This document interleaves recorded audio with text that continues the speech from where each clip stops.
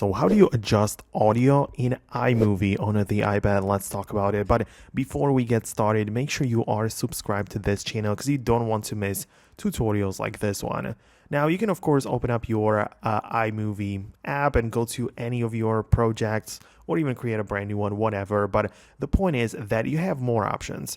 You can at first select the clip and adjust the volume of that individual clip, where you can tap on it like that, adjust the volume, make it go to 500% or 0%. So this is kind of cool, I guess. And also the other thing which you can do is to have the clip selected as well.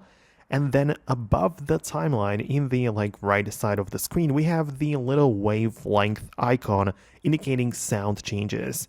So you can tap on it, and what it does is that it just separates the audio, right? So you'll be able to just see it like that.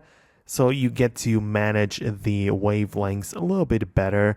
But at the end of the day, well, the audio cannot really be managed that much within iMovie. Keep in mind that you still have the ability to record a voiceover or perhaps add some external audio in here, but the point is that there is the ability to add it on the layer below, but still the options are kind of limited. You can obviously duplicate it or adjust the speed or volume and even fade for that particular audio clip, but it's still not going to be the best. If you ask me, I don't really use iMovie because it's just very basic, if I'm being honest, and usually I just switch to the CapCut, which is free for the most part, and in there you can basically select the audio levels separately and have much more features to work with, right? So you can have and add effects, speed, reduce noise, you can enhance the voice, you can create and add audio effects and stuff like that. I'm not even affiliated with the app or anything. I'm just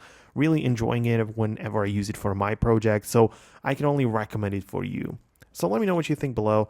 Most definitely subscribe for more tutorials and guides like this one, and I'll talk to you later in the next video.